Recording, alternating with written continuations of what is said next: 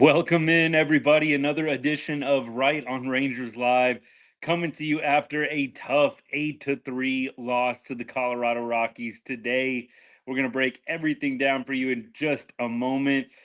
Highlights, key moments, all of the good stuff and the bad stuff. Unfortunately, today, a little more bad than good. Rangers drop game of two in a row now to the Rockies. So we have a big game tomorrow to avoid getting swept by the worst team in baseball, the Colorado Rockies. Oof, tough two games. Tough two games. I'll tell you what. I uh I don't know. I really thought the Rangers offense would get jump started playing in Coors Field. Really had a good feeling that they were going to go to Colorado, go to Coors Field, fresh off scoring 12 runs against the A's in the last game that they played of that doubleheader. Rangers scored 12 runs. I figured for sure we're just going to go to Colorado and keep hitting, right? Most hitter friendly ballpark in the big leagues. And it just has not transpired at this point. Anyways, guys, before we get too far into it, I know that some of y'all are returning listeners, viewers, subscribers, followers, but for all y'all new here at Right On Rangers, we cover pretty much everything sports, but we put a special emphasis on all the teams we love from the great state of Texas, including the Rangers, coming live to you after nearly every Rangers game, rain or shine. Rainy one in Colorado today, win or loss as well. Tough loss for the Rangers, 8-3. And this was another really tight game throughout. Very tight game throughout in this one. Really thought when Leody hit that home run that the Rangers were going to end up pulling this one out. Leody Taveras hits a nice homer to right field. Not a no doubter, but when it came off the bat, it looked at minimum like it was going to be extra bases. And Leody gives the Rangers the 3-2 lead. You think at that point, Rangers are going to have Leclerc, Robertson. They're going to have Yates available to close this one out. I really felt confident when Taveras hit that home run that we would be able to maintain that 3-2 lead, and it wasn't meant to be. I did say probably about a week ago, we were just kind of marveling at Robertson and Yates and the job that they've been doing. And at this point, you're getting way more than what you ever expected you would get out of Robertson and Yates. Way more than what I know I expected personally. I mean, there might have been some Rangers fans out there that predicted that these two guys, I'm talking about David Robertson and Kirby Yates, the back end of the Rangers bullpen, we're going to have the kind of season and the kind of start that they're having so far. I don't think a lot of Rangers fans probably had that one. I mean, I figured these guys are going to be good contributors, like solid, but never did I think Kirby Yates was going to be sporting the ERA that he is, along with Robertson. Robertson just didn't quite have his A game. Inclement weather. It was raining, probably some issues there with the elements, if I had to guess. I'm not tuning in to the post game. Like many of you, I'm at intermission of the Dallas Stars game right now against the Colorado Avs. We'll hopefully get a little pick me up with Dallas winning a game in Colorado. We talked last night, kind of crazy how that worked out with both the Rangers and the Stars being in Denver. But let's get into the Rangers here and let's really try and break down as many of the positives and as many of the lessons that need to be taken away from this game. So, really, we had a case of the Rangers offense not performing at the highest level once again. So, to only score 3 runs, you had one coming off a solo shot. You had Nate Lowe driving in a couple of other runs on a single, but the Rangers are, I believe, at 5 runs in 2 games, 2.5 per game average. In Colorado at Coors Field, you got to do better than that. You have to do better than that. And the Rangers offense, top three goes 1 for 4, 1 for 4, and Nate Lowe was 1 for 2 with 2 walks. So Nate Lowe just continues to be an extremely solid presence for this lineup. Corey Seager, 1 for 4. He had a walk as well, so Siegs was on base twice. thought he would probably come out and have a little bit of a stronger day than what he had. But nevertheless, on base twice, hard to get on Corey Seager too much. I think Dolly is probably the most concerning Ranger in the lineup at this point. Dolly 0 for 4, 3 strikeouts, and Dolly just doesn't look quite like himself right now.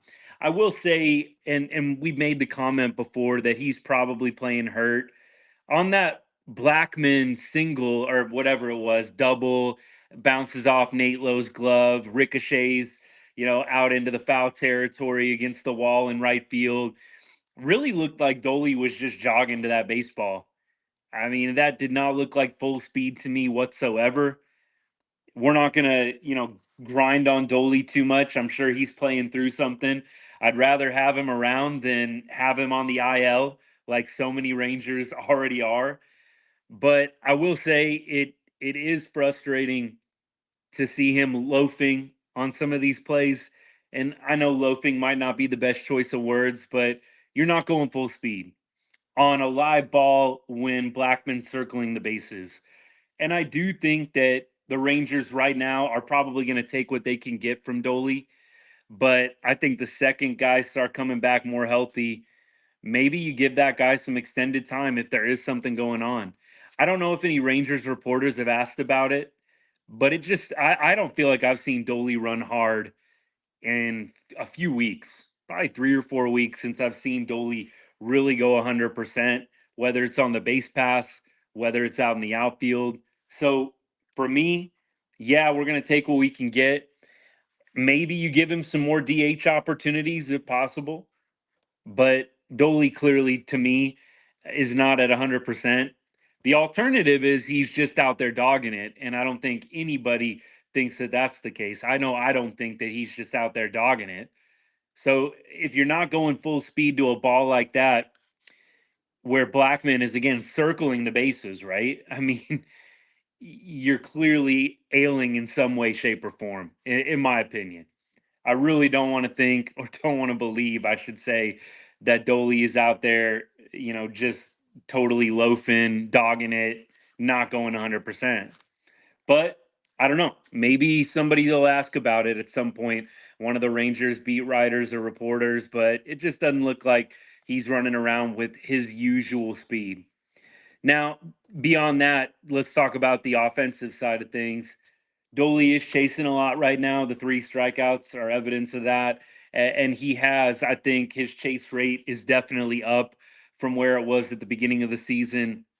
What Dolly untapped last year was a good eye. I think Dolly took the next step last season when the Rangers won the World Series when he demonstrated a good eye at the plate. So I think that absolutely led to him being as hot as he was in the postseason and finishing as strong as he did, of course, before he got injured in the World Series. It does look like there's a little bit of regression back to the old ways, not being patient at the plate, not completely locked in on the strike zone, on good pitches to swing at, being patient, waiting on your pitch. It does seem like Dolly is regressing a little bit in that category. It's nothing that's not fixable, by the way, but it just seems like right now, Dolly just not seeing the ball well up there. Like getting fooled on a lot of different pitches, off speed, low and away. I'm sure they're working on it, and I'm sure that nobody is working on it harder than he is in the cage. But right now, that appears to be the biggest issue with him. Not being patient up there, not waiting on your pitch, swinging at junk. And I really think that for the Rangers to get back where they totally can be offensively, got to get Dolly right.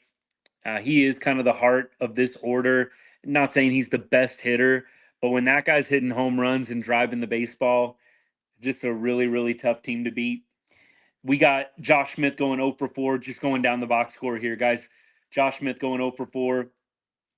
Jonah Heim was 1 for 4 today. Jankowski goes 0 for. Duran continues with his hot hitting, 294 average on the year, 2 for 4 tonight. Look, if he keeps doing this, I think that they're going to probably take that and keep him in the lineup. Now, I don't know what spot he ends up taking, and clearly Evan Carter being out tonight probably benefits. Maybe Jankowski comes out. Maybe Jankowski's not starting tonight if Evan Carter is able to go. But if Duran can continue to give you 2-hit performances, the Rangers are going to keep that bat in the lineup for sure. I know with Duran, I personally, he is a very streaky hitter, in my opinion. He was extremely hot at the beginning of last year, if you remember. He was hitting over 300. It was like May, June, and then he totally fell off a cliff. We're talking about Ezekiel Duran. So maybe he's in one of those stretches right now where we're gonna get, a 3 for 10 kind of average from him. I would love to see that. The Rangers will take any offensive production that they can right now with how this offense is going. Tavares goes 2 for 4, hits the home run. Leody, similarly, Leody is in one of those streaks as well. Leody is hitting 256 right now. He's raised the average about 25 points in the last week, and he is probably one of the hottest Rangers hitters himself. So he goes 2 for 4 with 2 runs scored, had an RBI, obviously, with the home run. I just hope that Leody, Duran can be consistent with their play. We don't need, them to hit 350 the rest of the way, but can we at least get some consistency where it's not just absolutely terrible when it's not going like this? At the bottom of the order, that's really all you can ask for. I don't expect these guys to hit over 300 for the rest of the year, but can we not have the valleys be so low when it's not going well? I think that's what I hope for when it comes to Leody and Duran. Going to enjoy this hot streak, but can the valleys just not be so dang low when it comes to those two players? Because last year, right before the middle of the summer, both those guys had a very great start to the 2023 season and just fell off a cliff towards the middle of the year. And I hope that that doesn't happen here. But as guys get back healthy, maybe if Duran is hitting really, really well, maybe that's a trade piece. That's what I would really like to see. And it's not because I don't like Ezekiel Duran. I just think Duran is a hot and cold hitter. He's going to go really, really well at some points, but when it's bad, it's going to be bad. I really hope Duran can raise up the value a little bit, and maybe that's a piece that the Rangers can trade at the deadline. I don't know what they have planned for Ezekiel Duran. With these injuries, it's super hard to even know what the long term plans are. You just got to go day by day, fill the lineup out, and get guys that can produce. But if the Rangers can get Josh Young back, get some guys back healthy, get the offense working well again, I got to think that Duran potentially, if he's still hitting well come June, come July, could potentially be a good trade piece for the Rangers. I'd like to see that happen. Leody, we know how much potential he has. He was the number one prospect in our system for a reason. I know I probably sound like a broken record because I've talked about this point over and over. Leody has the potential. It's can he be consistent? Can he put it all together for an extended period of time? He can play a really great center field. We've seen Leody make some incredible plays. Absolutely incredible. We know Leody's got pop. We know he can swing a good bat at times. Can he just be consistent with it and not go into those 0 for 15, 0 for 20 stretches, every other series? That's kind of what we're looking for from Leody. And so far, past what, probably 3 series, he's been a consistent bat for the Rangers. So tomorrow, looking forward, we got to make sure that we get started out early with some runs. It does seem like when the Rangers score early, the game generally goes better. I mean, this isn't groundbreaking stuff, guys. That's kind of how it works in baseball. The team that scores first and continues and keeps up that scoring, team that answers back when the other team scores, those teams are going to win games more often than not. But it does seem like when the Rangers draw first blood, the whole game just goes better. Kind of takes a weight off of everybody.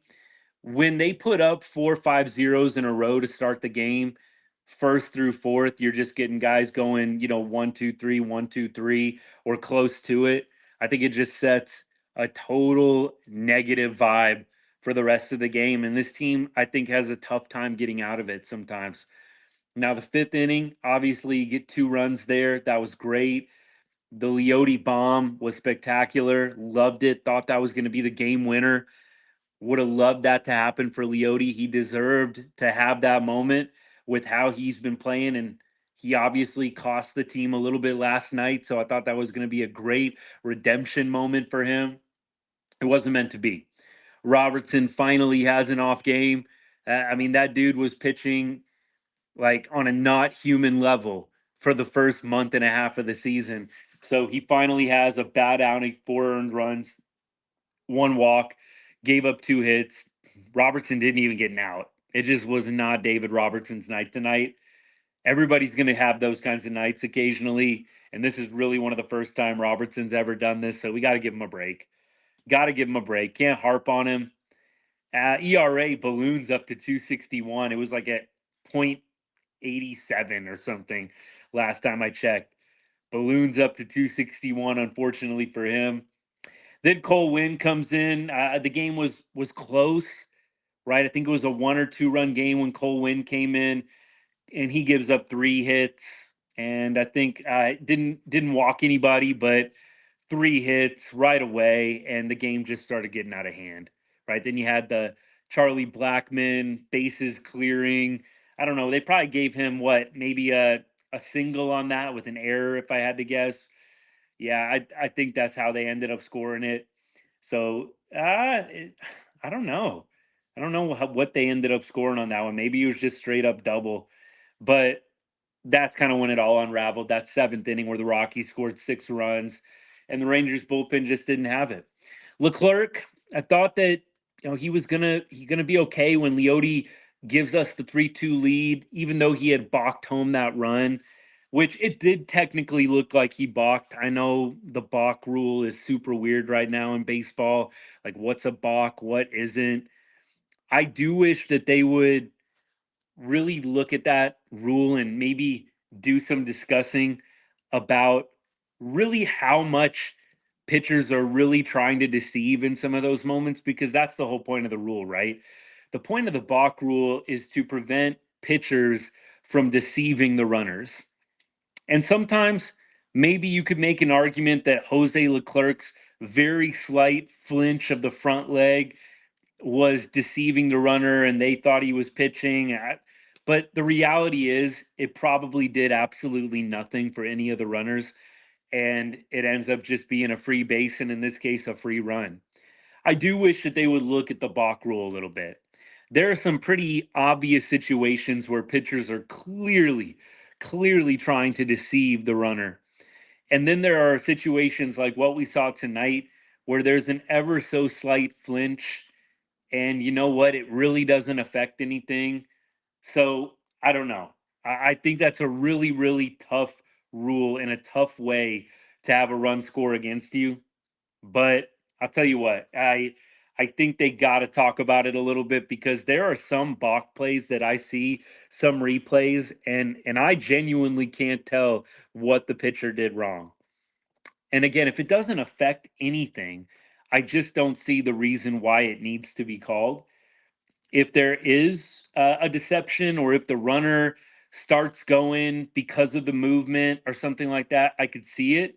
It's kind of like in football with the false start rule. Like, you know how the defensive lineman comes across the line of scrimmage and the O lineman like automatically will like start moving just to draw the penalty.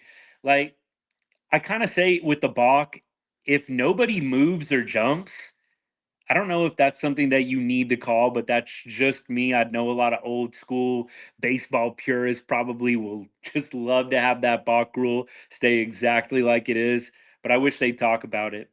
I do think, as I move to the comments here, the rain and the weather obviously played a big part, I think, in some of the Rangers bullpen guys falling apart a little bit. I do think it's tough. Now, that being said, none of the Rockies pitchers coming out seem to give up any runs. I think Bird gave up the home run to Leody, but after that, Kinley came in, Mears came in for the Rockies, and both of them did a great job shutting down the Rangers late. So look, they had to play in the same conditions as we did, so no excuses there. But I do think that with Robertson, the elements probably played a little bit into that. We'll give Robertson a break. He's been one of the best Rangers pitchers. You're bound to have an off day sooner or later, Robertson had an incredible run, both he and Yates, really. So I'm not going to sit here and fume about David Robertson's performance tonight. I mean, we're just so spoiled by what him and Yates have done. You just kind of expect him to keep things where they're at. Nobody expected him to not get a single out and give up 4 runs, but it happens. And you know what? You can live and die with Robertson blowing the game because he's been so good for you. It's not like we're sitting here like we were last night. Yeri Rodriguez gives up the game, and it's like, why are you pitching Yeri Rodriguez in this spot? So I can live with Robertson being the guy that gives up the runs that ultimately lose the game. I know he came out and Cole Winn kind of gave up the big hit that really allowed things to get out of hand, but Robertson gets the loss and the blown save. Again, you can live with that guy, your best guy, losing you the ball game. It doesn't mean it doesn't suck. It does. Nobody wants to lose to the Rockies, the worst team in baseball. But what I am saying is, this wasn't a case of the Rangers coaches deciding to throw out a scrub out there that ended up losing us the game. We threw our best and they beat them. It is what it is. So I'm looking at the rest of the pitching before we move on to tomorrow's matchup. Andrew Heaney once again pitched really well, I thought. I know he got into some trouble in the 5th inning. I know that he was about at 85 pitches. I kind of wondered if they let him work out of that little jam. I think it was actually in the 6th inning. So in the 6th inning, he allowed the first 2 runners to reach. Kind of wondered, would they give him one more batter?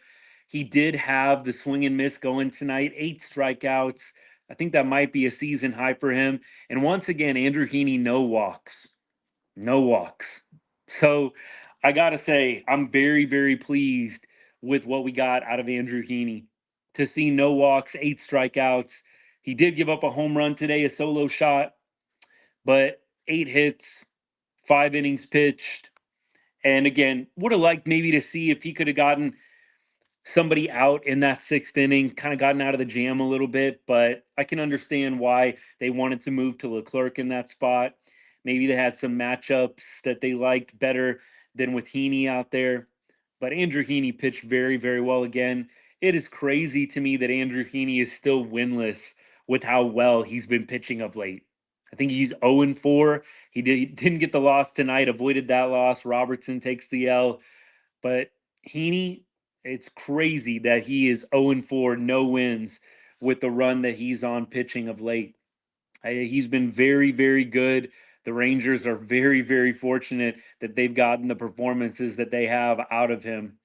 And I think for me, the biggest thing that stands out, I mean, he's well over 100 batters without walking anybody. I don't think he's walked anybody in over 100 batters. I think that was the stat that I saw the other day.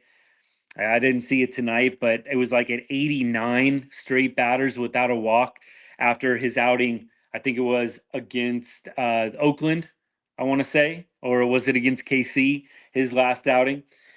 89 straight batters without a walk. That's crazy. So for Andrew Heaney to be on this kind of run, it's what the Rangers need right now with how many pitchers they have injured. But I feel bad that that guy just cannot get the run support when he pitches, and he's been pitching really well. Hopefully next time is the time for Andrew Heaney. That guy deserves a win in the win column. Now, let's look at tomorrow's matchup. They actually had not announced starters as of last night. So let's see if we do have a starter announced. So it looks like it's Urania pitching tomorrow for the Rangers and Colorado. Blatch, not sure how to pronounce it, but he is looks like a lefty, a dreaded lefty. So this could be interesting tomorrow, y'all. Rocky's throwing another lefty at us. Left-handed starters do appear to be a little bit of this team's kryptonite at this point. Not saying that we can't hit lefties at all, but it does seem like it's been a struggle. So I'm sure Bruce Bochy is going to employ the right-handed lineup against the lefty starter. So maybe we won't see Carter tomorrow. We didn't really talk about Carter. Scratch today with back issues, I guess. Hopefully that's not going to be a lingering thing. Man, that's crazy. 21, 22 years old. You already got back problems, man. I mean, look, I know it's baseball, and in all seriousness, stuff happens, right? But that just was a head shaker to me. It's like 22-year-old back problems already. That's not good. Hopefully, it's just like a little tweak, and he's going to be all good moving forward. But it was kind of just like it wasn't even a shock to me that the Rangers are dealing with another injury after all the guys that they have on the IL already. Hopefully Carter can come back maybe next week at some point when the Rangers head back home and can contribute and be at 100%. I wouldn't be surprised if they gave Carter another day off tomorrow with the lefty starter going anyways. So Evan Carter scratched tonight because of back issues. We'll have to monitor that closely. But again, with the lefty throwing tomorrow, not going to be shocked if they decide to bench Evan Carter once again, give him that extra day of rest before we head back to Arlington for a series against the Guardians. So the Rangers, unfortunately, are not taking advantage, not taking full advantage of the fact that they are playing some subpar competition, and the teams in division, the Mariners. I know the Mariners are playing the A's right now. I don't know if I would say the A's are above average competition, but the A's do happen to be beating up on the Mariners right now. So that's a good thing. Astros are playing the Tigers that they lost today, I believe. I think this is one of those nights where like everybody, I mean, with the exception of the A's, everybody in the AL West lost. It would have been a nice night to gain a game on some of these AL West teams. This is what I mean. You're gonna look back on this series. I know I will. A lot of people will forget about this series, I'm sure, in August or in September. But when we have a one game lead in the division, or we're down by a game or a game out of the wild card, you're going to look back on this series in Colorado and think, why did we drop 2 out of 3? Hopefully, we're not saying, why did we drop 3 out of 3 to the Rockies? I mean, these games do matter. I know it seems so far off, and there is so much time for the divisions to play itself out, but you know it's always going to come down to a few games at the end of the year, whether it's to get home field advantage, to make the playoffs, to clinch a wild card spot, to clinch the division. It's always going to come down to a few games. You're going to look back on some of these games against these bad teams and say, what were we doing? Now, I know injuries are a thing. I still say, even with these injuries, with what you got from Andrew Heaney tonight and what you got in that offense, you've still got a ton of star power.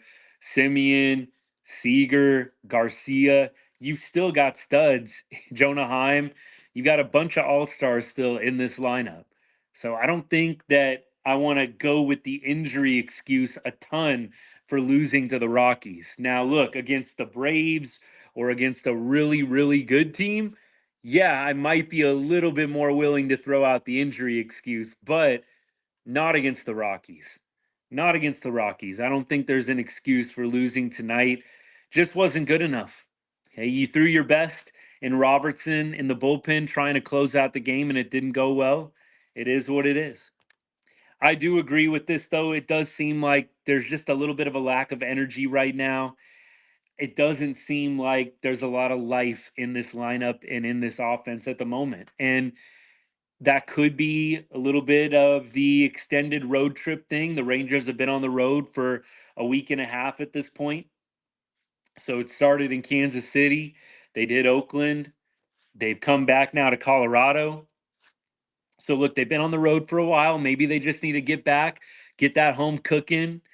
And sometimes the Rangers do play up to their competition and down to their competition.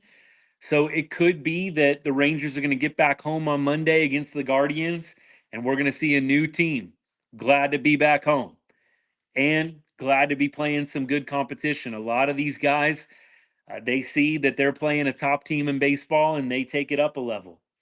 You see, you're playing the worst team in baseball and you let off the accelerator a little bit. I don't know what's going on with the Rangers losing 2 games in a row to the Rockies, what exactly it is, what the mentality, the psyche is of the team at this point. But I've got to think maybe that's a little bit of a factor. You are on a long road trip, you're playing a bad team, you're kind of thinking you might roll over them a little bit, and here you go. Losing a series to the Rockies, not good. But with the win tomorrow, the Rangers would have a positive record for the road trip as a whole, 4-3. Actually, going back to the Kansas City series, I believe it would be they would have 6 wins total because they won 2 in KC. So overall, with a win tomorrow, it would still be a successful road trip. But I really feel like this week Rangers could have gone 5-2. 5-2 would have been great. Going 4-3 against the A's and the Rockies, not awesome. I could understand a lot more if it was the Guardians, and the Rays back to back. Or, the Guardians and the Mariners, we go 4-3 out of 7 games. That makes a lot more sense. But losing 3 games out of 7 to the Rockies and A's combined, not good. Not good. Jose Urena, by the way, he had a rough start, like in the first inning, I want to say. A little bit of a rough start in that doubleheader against the A's. Urena, of course, started game 1 of that doubleheader. So he actually, I thought, really did a nice job grinding out 5 innings. And his stat line actually looked pretty decent. It was like 5 innings pitched, 2 earned runs against the A's. Pitched well enough to get a win, but the Rangers could not hold the A's late and ended up losing game 1 of that doubleheader. So I like Urena and what we've seen from him so far. He hasn't been like lights out or anything, but I feel like he at least gives you a competitive chance to win. So seeing Jose Urena pitching tomorrow, I feel like it's a game the Rangers can win. The only thing that worries me a little bit is the lefty that the Rockies have throwing. We just have not really had very great offensive days against lefty starters.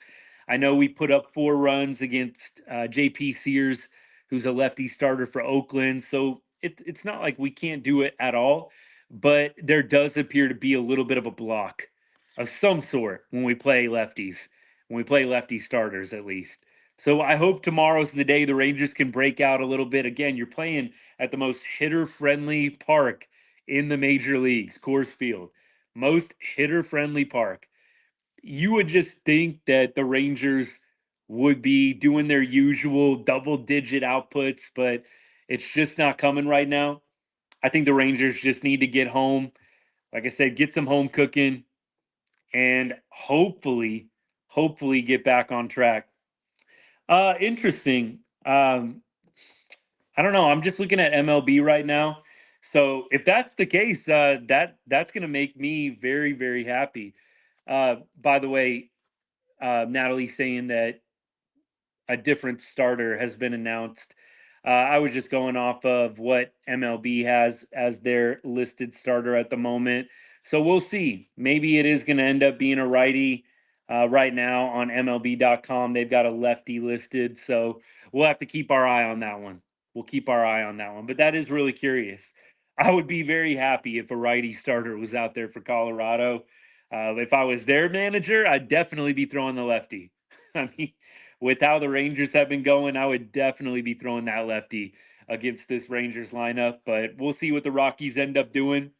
So tomorrow, game time is at 2:10 Texas time, a little after noon my time out here in Vegas. So we'll probably go live sometime in the early evening, I would say, after that game. Maybe we'll even finish it out with you guys, depending on what's going on around here and what's going on with the game itself. We'll have a video out to you probably in the mid morning, going through the matchup for tomorrow, updating you on our system, betting 1 cent on Texas Rangers money line for every follower. We're still in the black. We haven't dipped back down into the red quite yet. We're still in the black. I think we're up like $10 on the year, betting Rangers to win basically every single game. So we'll see what the odds are like tomorrow. Sure would be nice, though, to get a little bit of cushion. So tomorrow is kind of one of those swing days. If we lose, we dip back down into the red a little bit. So hopefully the boys will get us a win, pop us back off, give us a little bit of that cushion that we need. And for their sake, a little bit of cushion too in the division.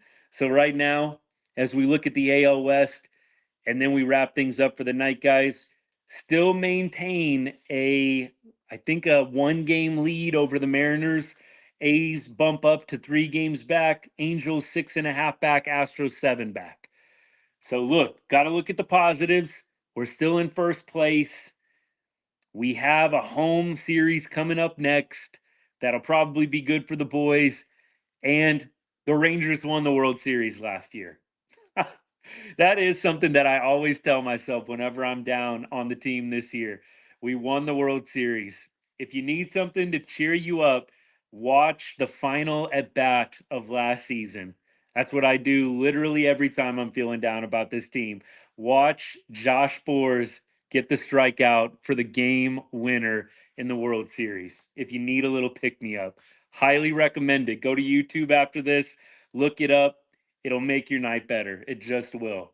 It will never get old. I could watch that replay about 100 times in a day, and it would not get old on the 101st time. So we got to look at the positives, y'all. It absolutely sucks losing to the Rockies. It is a long season. We don't want to keep dropping these stupid games to bad teams, but we got to keep things in perspective. A lot of injuries, the most injuries in Major League Baseball. We're still 3 games over 500. I think if you look at everything in perspective, not too bad. The Rangers sit at 22-19 with the crazy amount of injuries that they have. I think you got to give the team some props, even though you don't want to after losing this badly to a team like Colorado. Give the team as a whole some props for being 3 games above 500, basically with your entire starting rotation down, your starting third baseman injured, your starting right fielder, or excuse me, left fielder in Evan Carter, hurt with back issues. Let's keep things all in perspective. It's glass half full tonight. I don't think it's a night to go scorched earth. We threw our best at the Rockies. Bad conditions out there, and they beat us. But let's get that win tomorrow. Let's not get swept. I will probably be in a little bit of different spirits tomorrow after a sweep. It depends on what happens, of course, and how we lose, but I'm not even going there. We're getting that win tomorrow. Jose Urena going to come out and throw a great game. Offense is going to get going. We're putting those positive things in the air right now, y'all. So, as we always say here at Right On Rangers, God bless. Go Rangers. Go Stars. Hopefully they'll pull out a win tonight. We're going to go catch the rest of that game right now. And I hope y'all have a great rest of your Saturday night and a good Sunday tomorrow, too, if I don't see you.